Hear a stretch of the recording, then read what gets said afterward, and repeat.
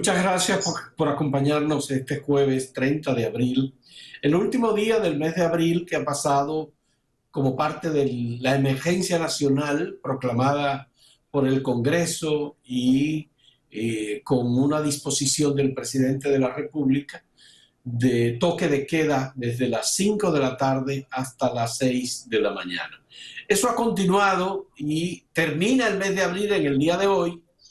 Entramos al electoral importantísimo en el pasado mes de mayo, pero el mes de mayo no va a ser un mes electoral, sino que va a seguir siendo un mes de cuarentena, un mes de eh, estado de emergencia en la República Dominicana y en muchos otros lugares. Y la gran disyuntiva es si la República Dominicana tiene capacidad para resistir un nuevo confinamiento, una ratificación del confinamiento, como fue aprobado ayer por el Senado de la República, que primero había aprobado 25 días a la solicitud hecha por el presidente Danilo Medina, y luego de aprobarlo lo envió a la Cámara de Diputados y la Cámara de Diputados rechazó los 25 días y solamente aprobó emergencia nacional por otros 17 días, Gustavo. Un congreso, unos diputados que hicieron un debate en el día de ayer. Algunos diputados del Partido de la Liberación Dominicana reclamaban que no hubiese sido necesario reunir el Congreso para debatir nuevamente esto si en la vez anterior hubiesen aceptado los 25 días solicitados por el presidente de la República. No es así, la democracia es de este modo. Los diputados entendieron en su mayoría que el gobierno no necesita más de 17 días y para emergencia nacional, toque de queda y manejar la situación del país, del coronavirus.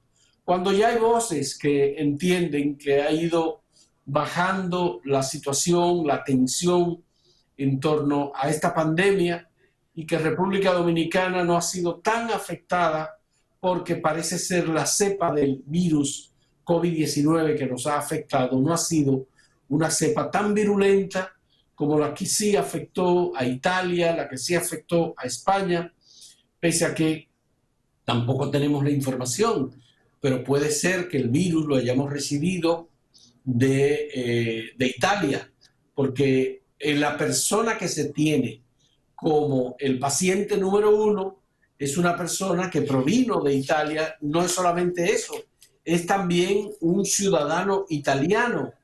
El ciudadano italiano, te voy a decir el nombre en este momento, es un ciudadano que vino al país, que tuvo unas condiciones de tratamiento en República Dominicana y que lamentablemente se mantuvo durante prácticamente 60 días en el país.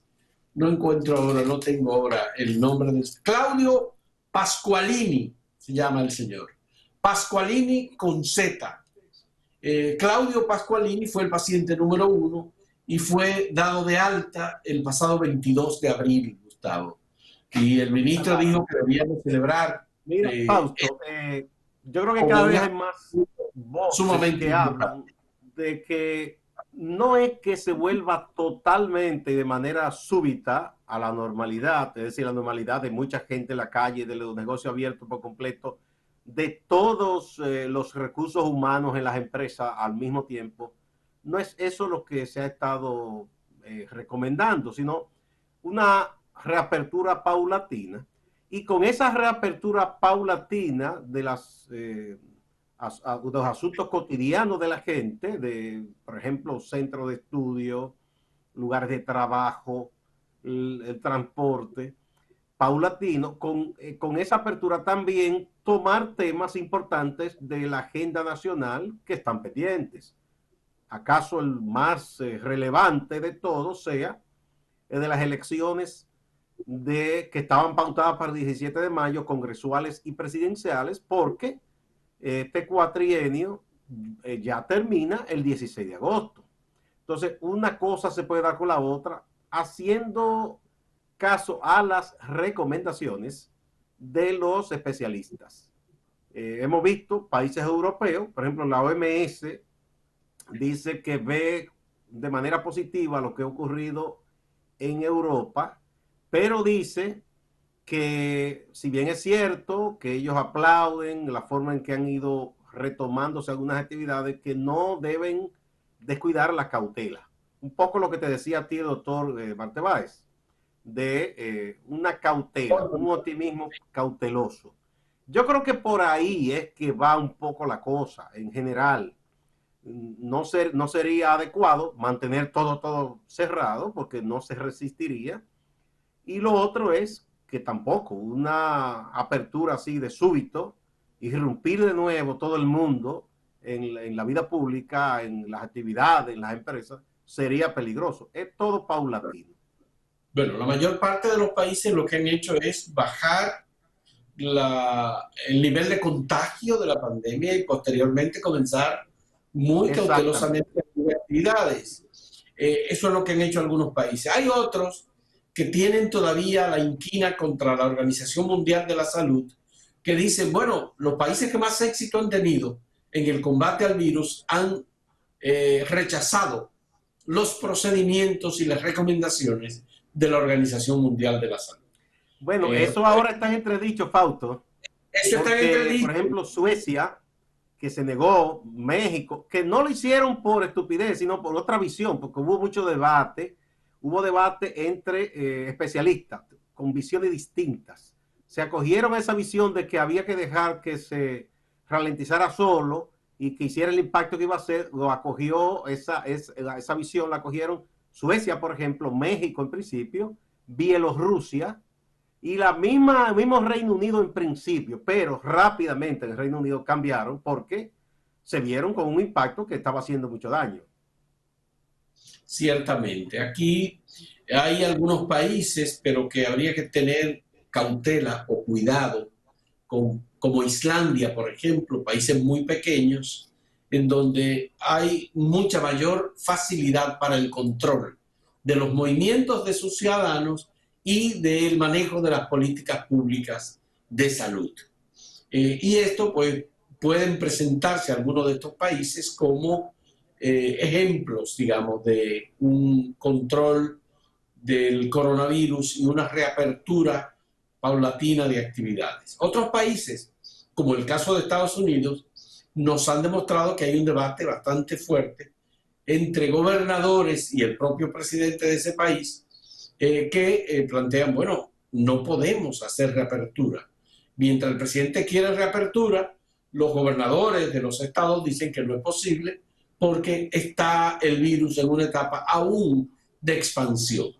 No sé, al final nos hemos dado cuenta que Estados Unidos se ha convertido en el país que más erráticamente ha manejado la situación del virus, pese a la cantidad de pruebas. Al que le está yendo peor. Y que le está yendo muy mal porque Estados Unidos supera con creces a todos los países en la cantidad de personas infectadas, con la cantidad de muertos por encima de todos los países. Y uno dice, bueno, ¿qué es lo que ha pasado en los Estados Unidos? Más de 1 millón de infectados y más de 60,000 fallecidos.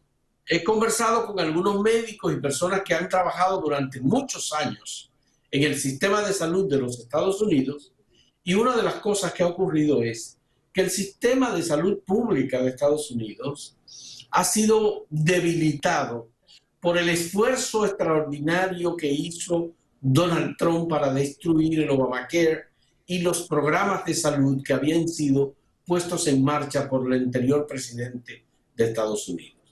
Por ejemplo, destartalar, destruir el sistema de salud en manos de profesionales de altísima calidad y de enorme experiencia para ponerlo en manos de personas de poca capacidad y que estaban prácticamente ingresando al sistema de salud de Estados Unidos. Hay muchas historias sobre cómo esto fue ocurriendo, aparte del debilitamiento económico del sistema de salud, porque Donald Trump y de todo el sistema de investigación, del liderazgo del Centro de Control de Enfermedades de Atlanta, que es uno de los centros más importantes del mundo y que durante 4 años Donald Trump estuvo quitándole un aproximado de un 20% del presupuesto anual del CDC de Atlanta.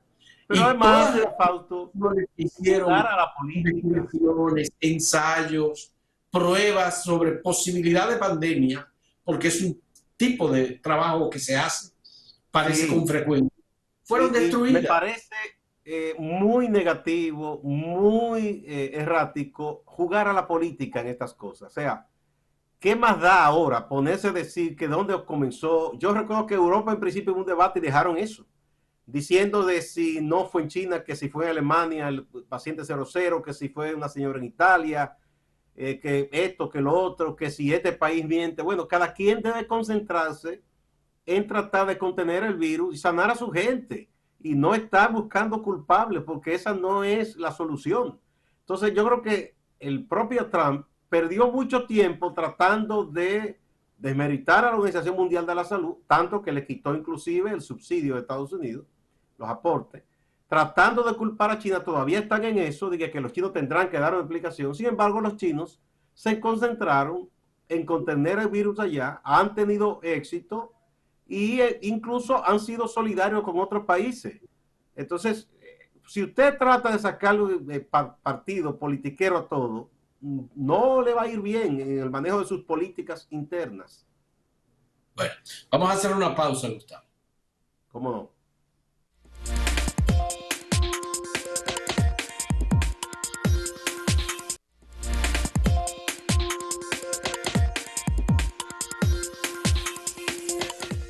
Bien, finaliza el mes de abril, precisamente este día, este jueves 30, y la información que tenemos que analiza los resultados de los envíos de remesas hacia la República Dominicana durante el mes de marzo, Gustavo, que es el mes en que el gobierno dominicano comienza las políticas de protección y de enfrentamiento del COVID-19.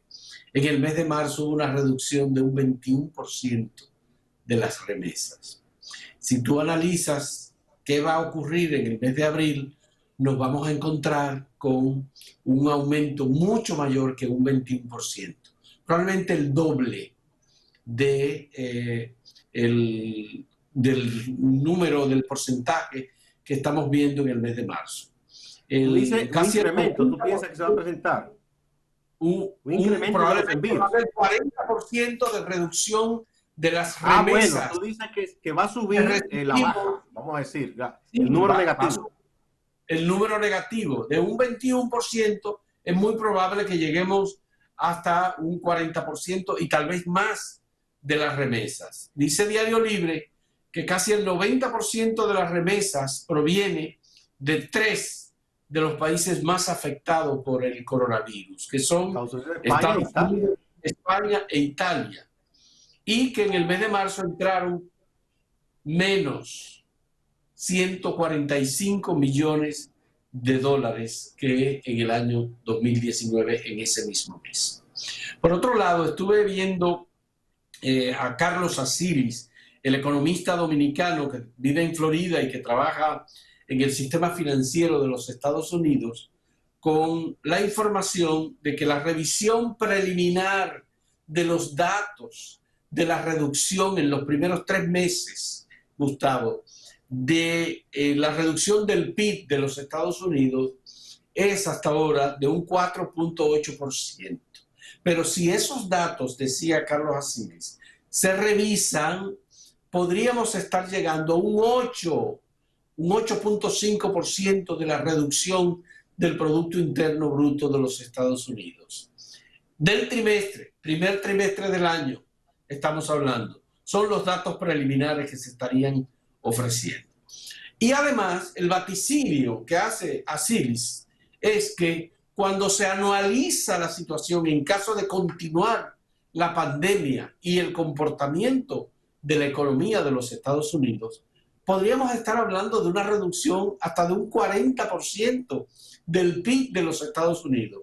La economía más poderosa del mundo, tan vinculada con la economía de República Dominicana, Gustavo. No Bueno, solamente todavía, todavía, Yo Estados Unidos también. sigue siendo lo que llaman los economistas la locomotora de la economía en una gran parte del mundo. Y en la otra parte, aunque no lo sea, no sea la que guíe, pero sí influye, tiene un gran peso. Entonces, por eso, cuando se estuvo expandiendo todo esto, ya hubo especialistas que advertían que esta sería una crisis peor que la de 2008 y algunos llegaban más lejos hablando que los efectos serían peores que los de 1929 del gran crack, porque en aquella ocasión, nada, había muchas economías todavía que estaban en los rudimentarios, apenas producían algunas materias primas. Hoy día no, hay toda una interconexión en asuntos de industria que se fabrica en un lugar, se ensambla en otro, todo el tema del transporte de mercancía, la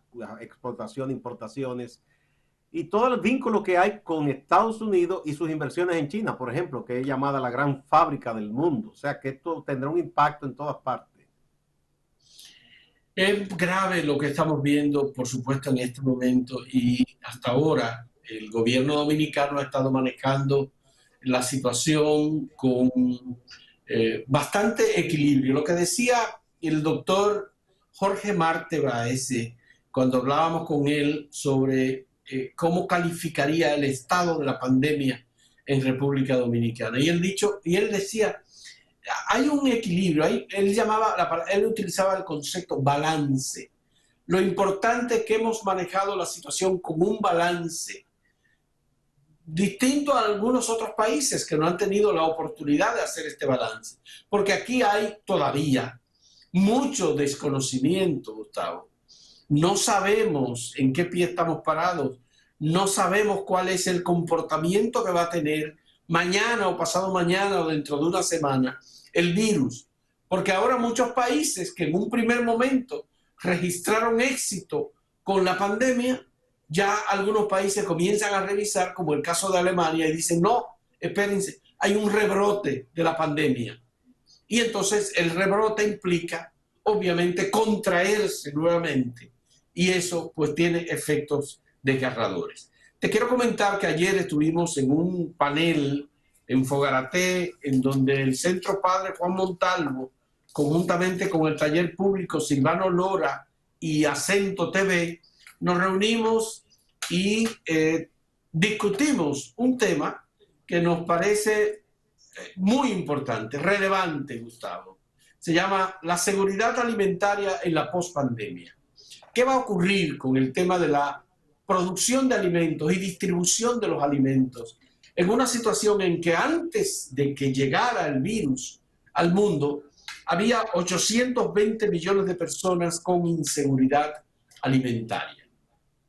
Lo que nos dijo José Luis Vivero, el coordinador de la Red Mundial de Crisis Alimentaria del Programa Mundial de Alimentos, es que en este momento hay 135 millones de personas en condición de hambruna y que esta condición de hambruna puede duplicarse con el coronavirus y podríamos llegar a un estimado de 265 millones de personas que no tendrían alimentos para el sustento, que no tendrían dónde comer.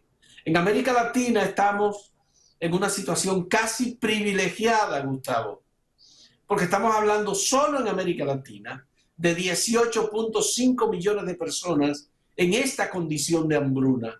Y Venezuela tiene el terrible y lamentable mérito de ser el país con mayor hambruna del continente, con 9.5 millones de personas, seguido de Haití, que tendría 3.5 millones de personas en condición de hambruna. Y cuando hablamos de Haití, eso toca directamente a República Dominicana.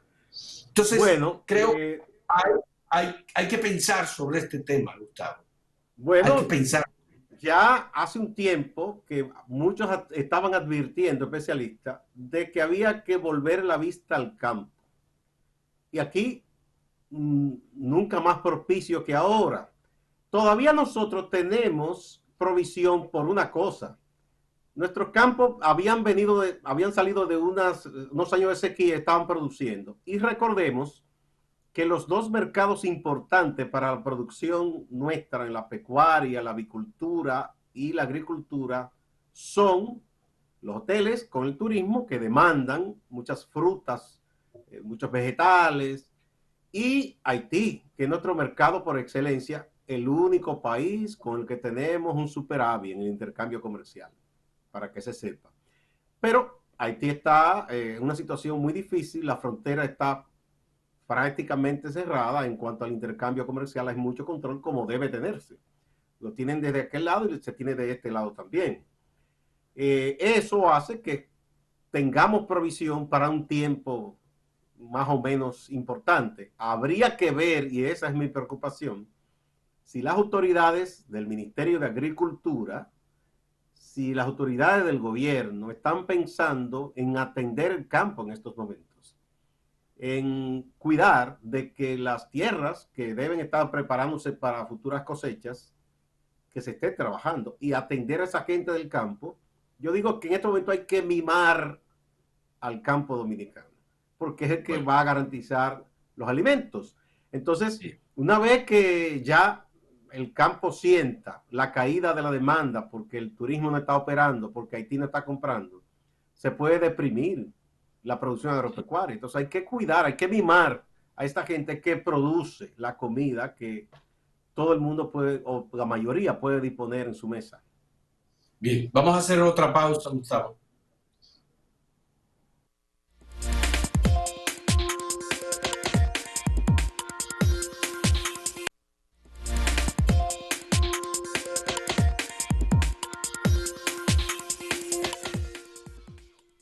Bien, en República Dominicana y particularmente en la capital del país tenemos una situación grave, gravísima, que afecta la salud pública y que afecta a los residentes en el Gran Santo Domingo. Es el incendio del vertedero de Duquesa, Gustavo, que está teniendo una expansión importante, que está emitiendo una gran cantidad de humo.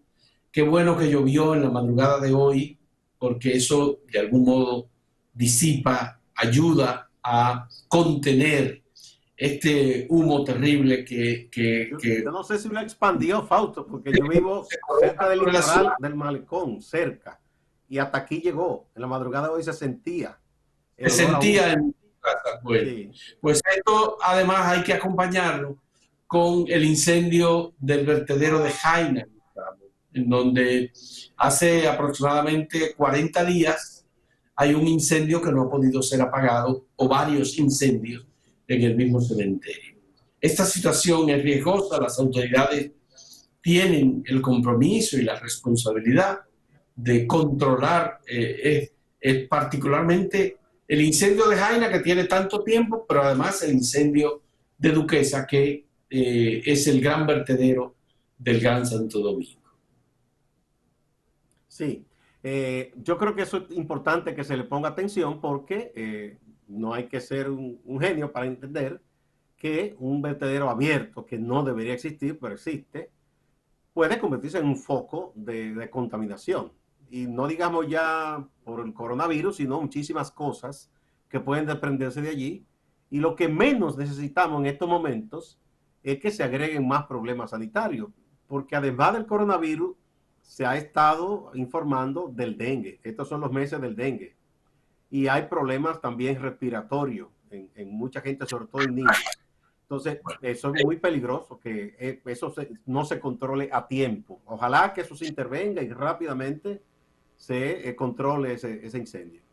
En la rueda de prensa de ayer del ministro de Salud, ya estamos terminando, el ministro de Salud informó que la intoxicación por metanol había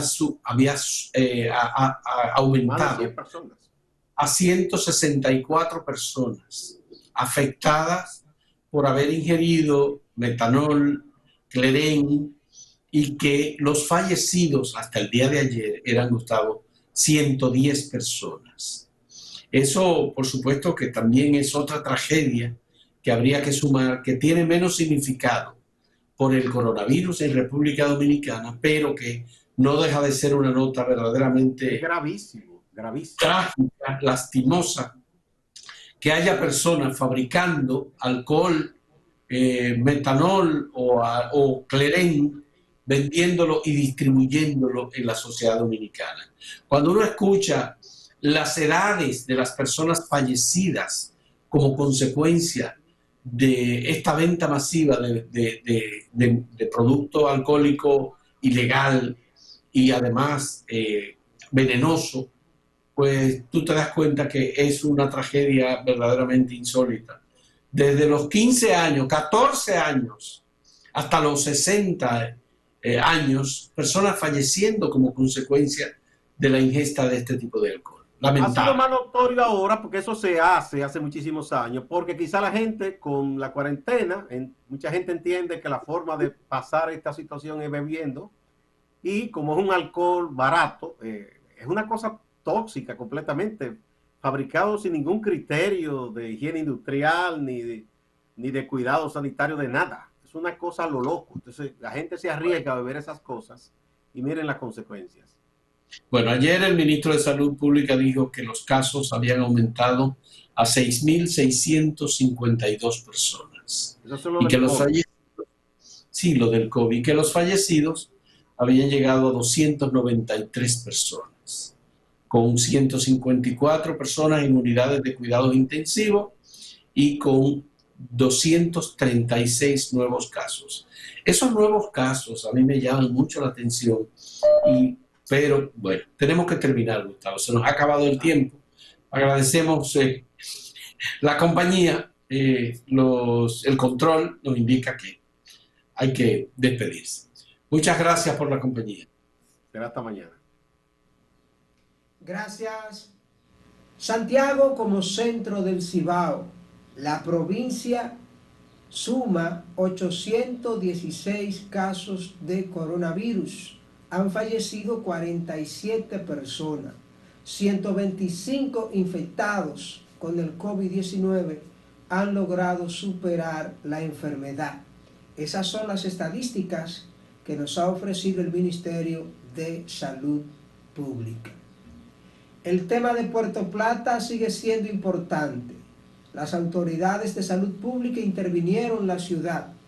Ahora el padre Rogelio opina sobre el tema. Dice que lo que ocurrió en Puerto Plata fue producto de que a los feligreses, a esos creyentes, se les cerraron las puertas de los templos.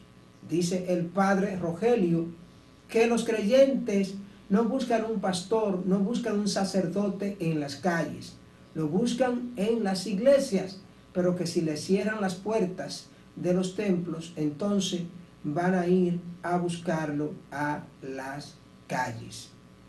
El empresario Fernando Aníbal Capellán, que juró por un periodo más al frente de la Asociación para el Desarrollo de Santiago, está llamando a que se procuren nuevos lineamientos, nuevas ideas de producción para encarar esta crisis que vive el país desde ya con la situación del coronavirus.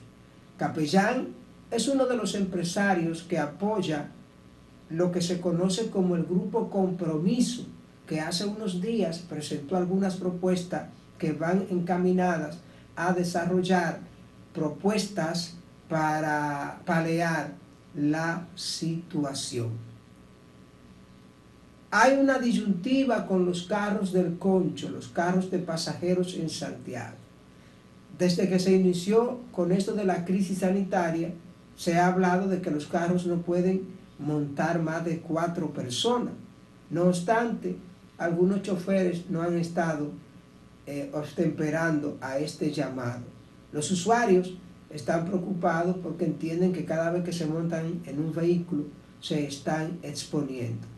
Hay vigilancia para aquellos choferes que no estén cumpliendo con esa regla, pero sobre todo se llama al usuario a que se cuide y que si en un carro hay muchas personas, pues que espere el siguiente vehículo. Eso no es tan fácil, pero el llamado hay que hacerlo, hay que seguir trabajando la prevención, es lo que dicen las autoridades en ese sentido. Tengo otro tema por aquí.